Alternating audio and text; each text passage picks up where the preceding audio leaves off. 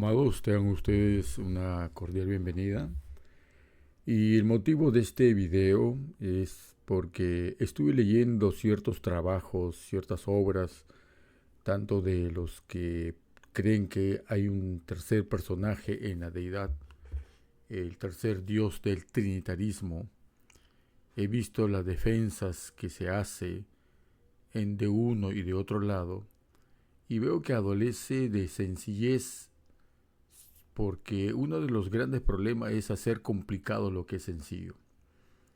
Cuando uno quiere explicar lo que es una familia, es muy sencillo decir que proviene del padre varón, de la madre mujer o hembra, como gusten decirle, y que entre ambos la fertilidad es posible prolongar la existencia de la raza humana. Entonces, algo tan sencillo en los últimos años hemos visto de que se ha querido complicar en base a la elección o la preferencia de cada uno, omitiendo que la identidad tiene que ver mucho con la forma y con la esencia. Bien, me parece que este video que estoy en este momento en plena grabación, mi objetivo no es ser contundente en base a lo abundante de argumentos, sino en poner los puntos sobre las i donde falta. Y es necesario, creo a mi parecer, ¿no? Porque para otras personas puede ser que es todavía carente, y es cierto, porque es un corto video que no pretende explicar mucho, pero que algunos han avanzado hasta un punto que necesitan una pieza para que les ayude a formar el criterio. Nosotros tenemos que tener nuestro propio criterio.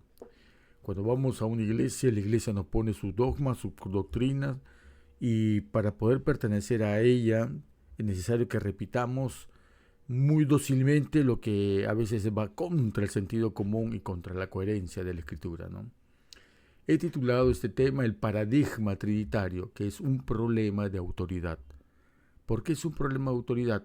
Porque para argumentar quién tiene la razón, se apela a llamar al testimonio de seres humanos que ninguno de ellos, repito, ningún ser humano que ha sido llamado para apoyar una posición frente a si es válido el trinitarismo o no, se apela a seres humanos que ninguno tiene la suficiente, no la suficiente, simplemente no tiene autoridad para decir algo que no ha sido testigo. Por eso hablo de que el paradigma trinitario es un problema de autoridad. Y es un problema de autoridad porque se plantea en base a solamente a la identidad que uno supone y cree de lo que ha escuchado de otras personas. Pero este tema se plantea teniendo como en consideración tres pautas importantes: la forma, la identidad y la esencia. Entonces, hoy día vamos a hablar de la forma, la identidad y tal vez un poco de la esencia de quién es el Espíritu Santo en realidad. Y entonces pasamos a nuestro tema que nos pide el día de hoy. Aquí vemos dos textos que me parecen fundamentales y que con esto nosotros podemos ampliar y extrapolar a otros escenarios. Lucas 11:52 dice, y miren quién lo dice: hay de vosotros intérpretes de la ley. El Mesías está advirtiendo y lamentando la actitud que tienen los intérpretes de la ley. Pueden saber, es como lo que pasa con nuestros, no sé si decirles hermanos, porque los judíos no nos consideran hermanos, al contrario, despectivamente nos dicen los goyim, que goyim significa no judío, pero él se refiere, habla con ellos, y con ellos se interpola también para todos los que somos nosotros, los que vienen de escuela de teología, pastores, curas, sacerdotes, papas, élderes, rabinos, a todos estamos involucrados aquí. Hay de vosotros intérpretes de la ley, porque habéis quitado la llave de la ciencia. Ojo, ¿por qué creen de que el pueblo judío, por ejemplo, no acepta al Mesías? No lo acepta porque ha quitado la llave de la ciencia. Y la llave de la ciencia es el mismo. Él es el camino, la verdad y la vida. Y pregunto aquí, ¿puedo yo confiar en una institución, alguna religión, alguna doctrina que la cual han desechado a la llave de la ciencia? ¿Hay garantía de que tengan verdad? Y estamos viendo ahora, comprobando cada vez más, que todo aquel que desecha la llave de la ciencia, que es el mismo Mesías, es imposible llegar a la verdad. Le dice a los judíos, a los rabinos de aquella época, vosotros mismos no entrasteis, y a los que entraban se lo impedisteis. Ahora, cuando me refiero a la llave de la ciencia, muchas religiones trinitarias dirán, pero si nosotros hablamos de lo que dice el Mesías, ¿pero es eso lo que realmente dijo el Mesías? ¿Saben ustedes que uno de los ardides de llevar al error es colocar las palabras de Mesías y que sean interpretadas por terceros que creen tener la verdad, de repente la tienen? Y aquí hay que revisar, por eso tenemos que revisar todo lo que se nos diga, porque el Mesías es la autoridad única, final y concluyente de todo dilema religioso. En él no hay ambigüedad, en él no hay suposiciones, en él hay categóricamente la afirmación de lo que es verdad. Así de que el truco de colocar las palabras del Mesías y alrededor de una infinitud de argumentos humanos para forzar, torcer la interpretación natural, sencilla que dijo el Mesías, es desde ahí un indicio de que algo hay raro en lo que predican. Entonces, tanto el pueblo judío, tanto como todas las religiones, instituciones, movimientos disidentes, todo aquel que tenga en el fondo anular el testimonio de las palabras del Mesías o tergiversarlas o manipularlas para orientarlas a una conclusión que no es de hecho un error. Y vamos a ver lo que dice Apocalipsis 3:7. Dice, escribe al ángel de la iglesia de Filadelfia. Esto dice el santo, el verdadero, y si es verdadero es porque tiene verdad, el que tiene la llave de David, el que abre y ninguno cierra, y cierra y ninguno abre. Para entender el tema del Espíritu Santo, que es el tema de esta ocasión, tenemos que escuchar y aceptar usar la llave de la ciencia, que es el mismo Mesías. Sin él, ojo, estoy hablando de la manera más sencilla posible, sin él, sin el factor Mesías, toda propuesta de verdad es falsa. Y la propuesta del Mesías tiene que ver primero con sus palabras, segundo con sus hechos y tercero con sus silencios. Y cuando digo tomar en cuenta sus hechos, no solamente son los hechos que hizo como humano, también tenemos que ver sus hechos como creador de los cielos y de la tierra. Pero ese es otro tema. Vámonos ahora a seguir entendiendo y desarrollando este punto que nos trae hoy día a compartir. Vamos a ver dos escenarios, en el Antiguo Testamento y en el Nuevo Testamento. Así como hablamos nosotros, que hay que ver lo que dice acá, la forma, la identidad y la esencia, esto que está acá arriba en la parte superior izquierda, es lo que vamos a aplicar en este momento. Vamos a ver lo que dice aquí. Ezequiel 8:2 dice, y miré y he aquí una figura que parecía de hombre. Parecía de hombre. ¿Por qué no decía directamente que era un hombre? Porque la apariencia particular de lo que va a decir nunca ha sido vista en el género humano. Y Ezequiel lo comprende. Tiene figura de hombre. Desde sus lomos para abajo, fuego. ¿A ustedes alguna vez han visto a un ser humano que en la historia o en el presente tenga de la cintura para abajo fuego? Claro que no. Y dice Ezequiel, y desde sus lomos para arriba parecía resplandor, el aspecto de bronce refulgente.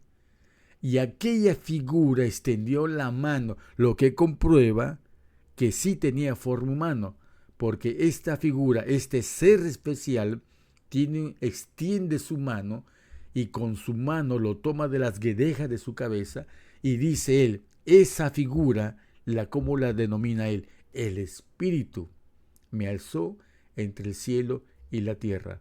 No puede ser un segundo personaje, porque no diría y no continuaría diciendo que le extendió la mano, pero hubiera dicho, y un segundo fue el que me llevó entre el cielo y la tierra. Y como continúa la oración, el vínculo entre esa figura y llamarlo espíritu es el mismo. Así de que Ezequiel ve al espíritu que lo coge con su brazo, con su mano, y lo levanta entre el cielo y la tierra. Ok, vamos a leer ahora lo que hizo Apocalipsis.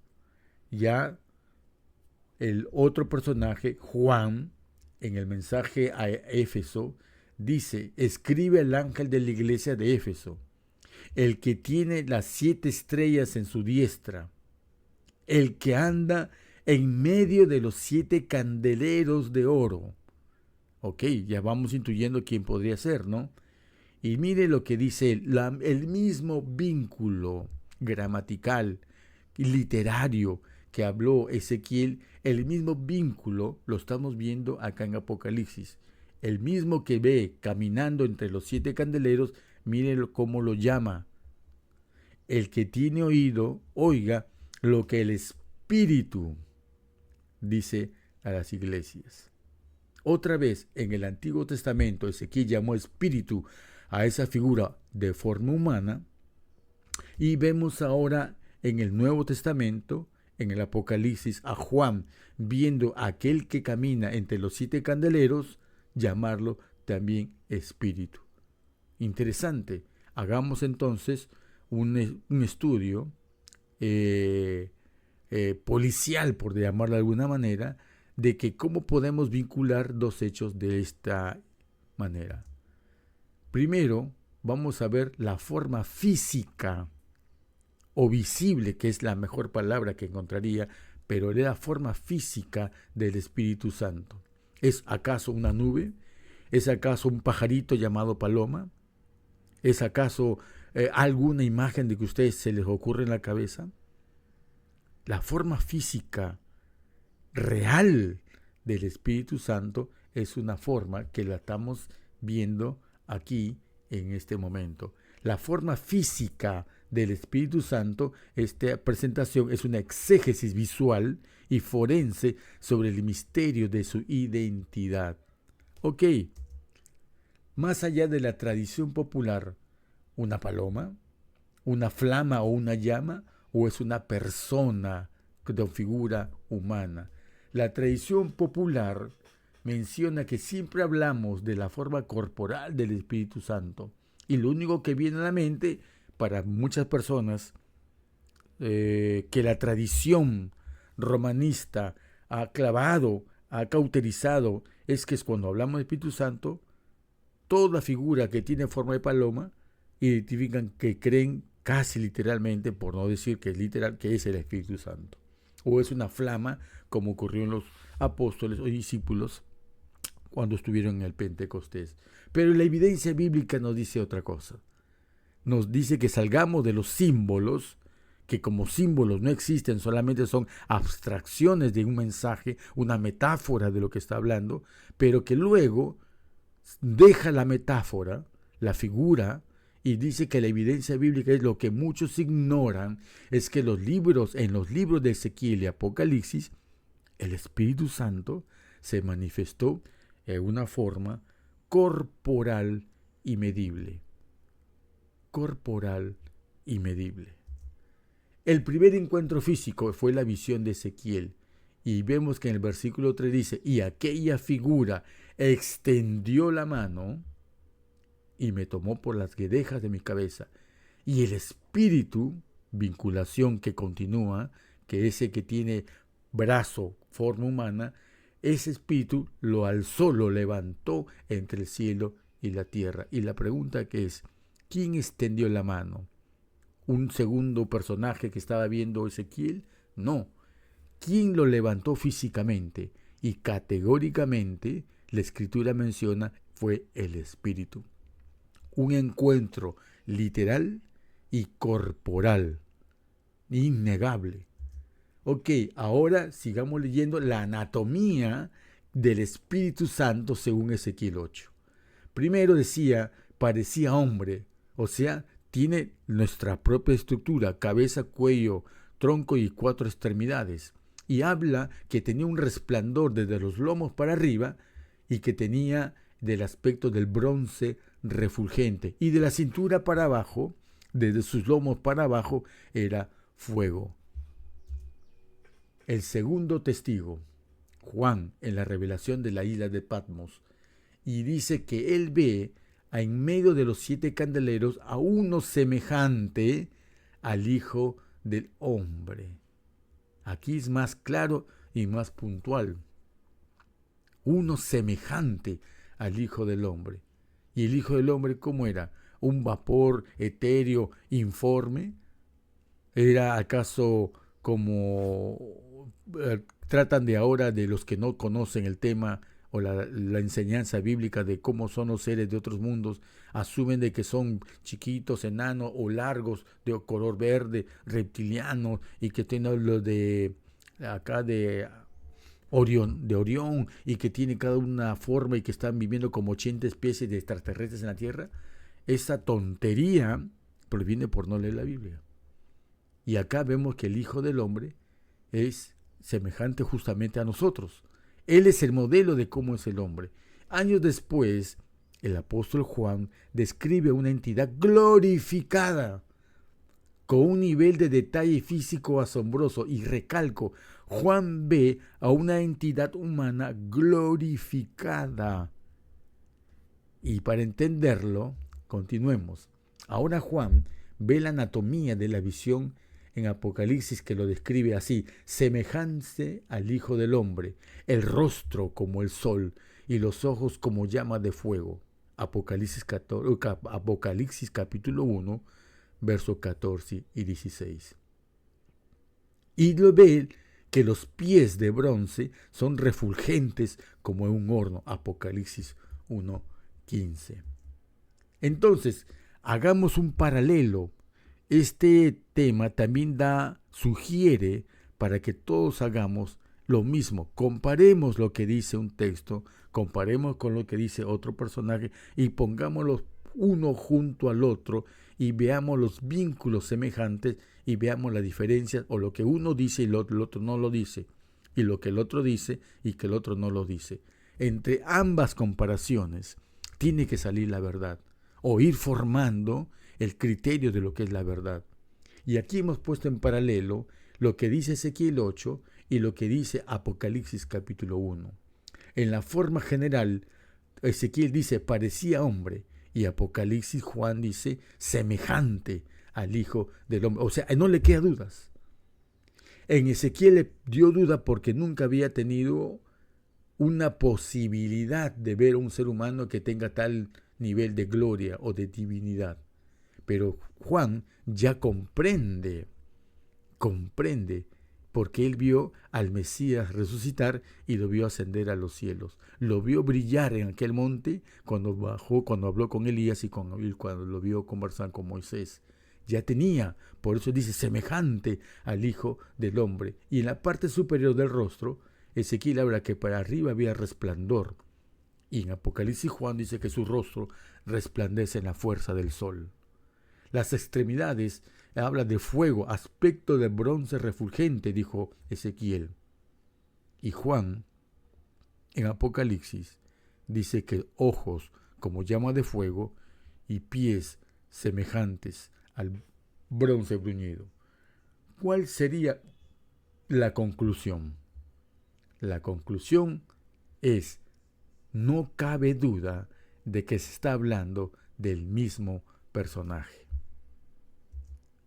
Entonces, ahora que ya hemos visto la forma del Espíritu Santo, pasemos a su identidad.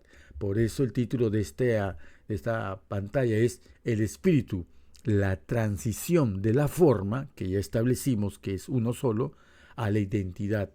Establecimos la conexión visual. El Espíritu Santo, quien inspiró a los profetas a escribir eso, su propósito fue establecer una conexión en nuestra mente de lo que verían nuestros ojos, y que a través del testimonio de Ezequiel y de Juan vemos cuál es esa apreciación visual. Pero ¿es este personaje, la segunda pregunta, es este personaje realmente el Espíritu Santo? El texto de Apocalipsis no nos deja lugar para dudar o para adivinar. El personaje se identifica a sí mismo a través de sus propias palabras. Interesante. Y aquí digo que esta es la llave, que el propósito de la llave de la sabiduría en cuanto a conocer el tema de quién es el Espíritu Santo. Una tercera persona que a través de sostener este dogma se requieren de muchos otros testimonios de gente que nunca lo ha visto, o preferimos el testimonio de quien lo ha visto y sobre todo de quién dice que es el Espíritu Santo. ¿Ustedes a cuál elegirían creer? Y eso es lo que vamos a ver hoy día. ¿A quién elegimos creer en cuanto a la identidad del Espíritu Santo? La ecuación de la identidad 1, el mensaje a Éfeso. Y me queda recalcar que en todos los mensajes de las 7 iglesias que dice Apocalipsis, tiene el mismo fin. ¿Por qué el Mesías reiteró 7 veces la misma conclusión? Y no me queda otro de que él sabía de que iba a haber un error en la interpretación de acerca de la identidad del Espíritu Santo, que fue necesario para él dejar 7 veces la seguridad de quién es el Espíritu Santo, y quien quiera cambiar ese testimonio, sabemos el origen de esa fuente. En el bloque A, el personaje. ¿Qué dice el personaje? El que tiene las 7 estrellas en su diestra. Ok, y si lo ponemos al final del versículo 7 del capítulo 2, dice, oiga lo que el Espíritu dice a las iglesias. O sea, el mismo que está entre las 7 estrellas es el mismo que se autonombra, autodenomina, se autoseñala como el Espíritu. En conclusión, el Espíritu es el que tiene las 7 estrellas. Irrefutable, porque quien lo dice no es un humano cualquiera. La ecuación de la identidad 2, el mensaje a Tiatira. Dice la primera parte del capítulo 2, versículo 18.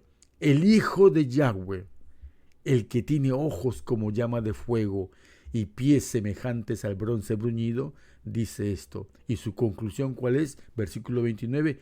Oiga lo que el Espíritu dice a las iglesias. Si anteriormente el Espíritu es el que tiene las 7 estrellas, en Tiatira el Espíritu es el mismo Hijo de Yahweh. Otros lo conocen como el Hijo de Dios.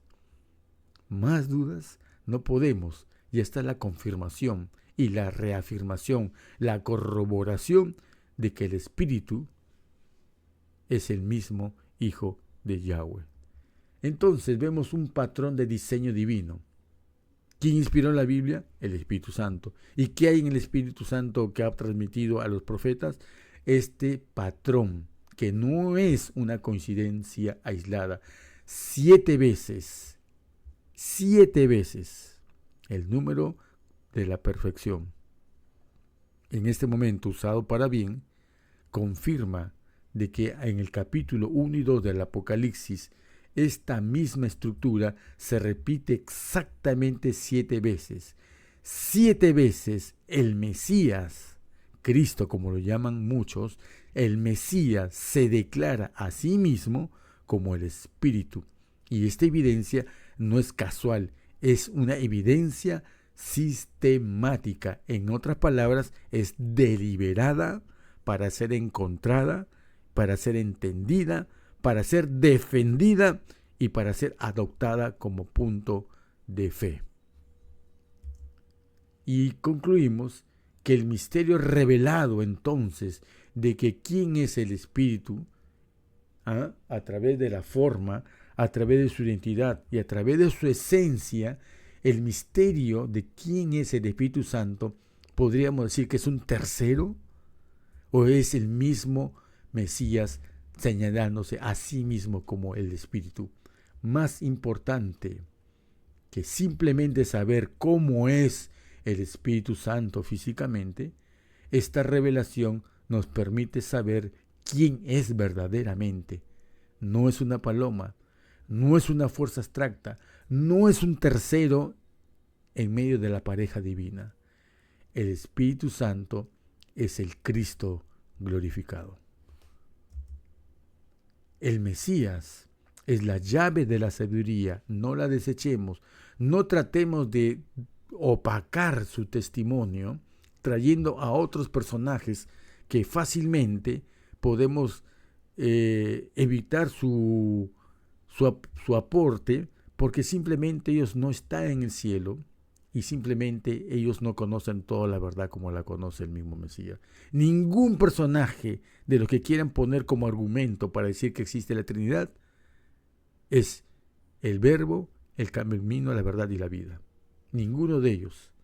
Él es el camino, el Mesías, la verdad y la vida. Él es el Maestro que nos guía a toda verdad. Él, el Mesías, es el Espíritu Santo. Que Yahweh lo bendiga, queridos hermanos y amigos.